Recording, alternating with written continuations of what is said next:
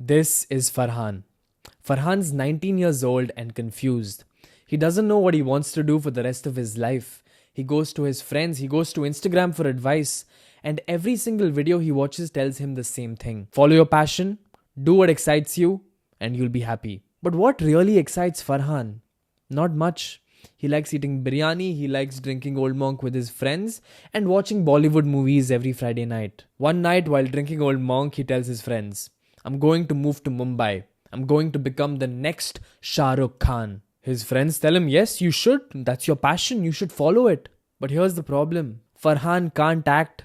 He's really, really bad. Even worse than the star kids. He goes from audition to audition, always getting rejected. After 5 years of struggle, he comes back home. He doesn't have a degree because he dropped out. He doesn't have any skills because he doesn't have any experience. He's got no opportunities and he's forced to get a dead-end job. Farhan now regrets every single decision he's made and hates everyone who told him to follow his passion. What went wrong? What went wrong is Farhan got really bad advice. He got told, follow your passion and you'll be happy. But no one told him that following your passion in this economy could leave you homeless. Better career advice is to do what you're good at and do what there is a market for. And very often, this demand is in boring careers. Careers which aren't glamorous, but which pay you really, really well. If this is the first time you're seeing me, I'm Fazil. I help people make the right decisions about their careers. So make sure you subscribe to my channel. It'll be a win-win for the both of us. Let's first start with actuarial science. What is actuarial science? Actuaries calculate risk. That's literally it. Insurance companies, investment firms, banks, they all need someone to tell them the probability of random events happening. What are the chances this person will die before he pays off his loan? How much should we charge for insurance for a 50-year-old chain smoker? It's mathematics and statistics applied to really boring questions. Freshers start around 6 to 8 lakhs, but once you've cleared more exams and have 5 to 6 years of experience, you can easily make 30 to 50 lakhs. Fully qualified actuaries with over a decade of experience can even make 80 lakh rupees. And it's a global qualification recognized everywhere, so you can work anywhere you want in the world. The catch is that you need to clear 15 exams in total, which takes most people 5 to 7 years to complete while working full time. Your weekends will be spent with textbooks instead of going to parties. But here's the thing.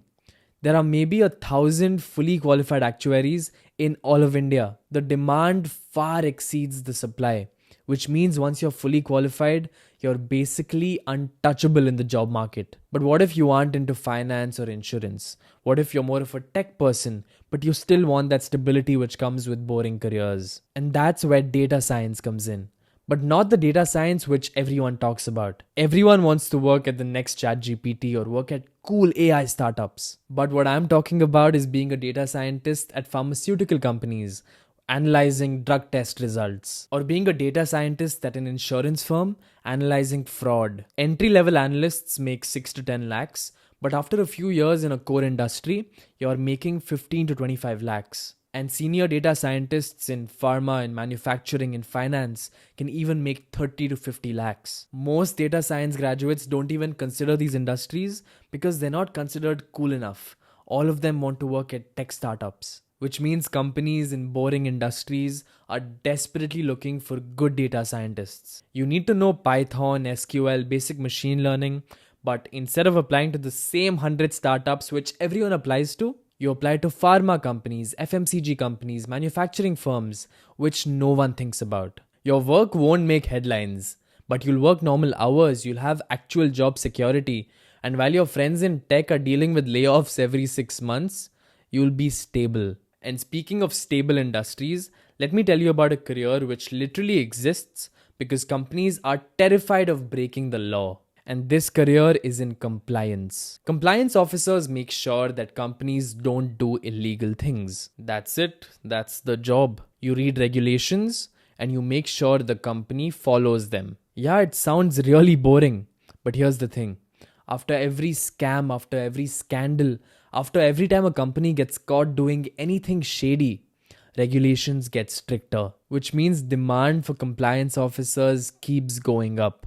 Entry-level compliance officers make 6 to 10 lakhs, Mid-level makes 15 to 25 lakhs, and heads of compliance at banks or large corporations 40 to 60 lakhs easily. Your day is basically reading regulatory documents and attending meetings where you're that person who says, "No, we can't do this. This is too risky." You'll never be the most popular person in the office, but you will also never worry about job security because regulations aren't going anywhere. Banks need you, pharma companies need you, fintech startups need you.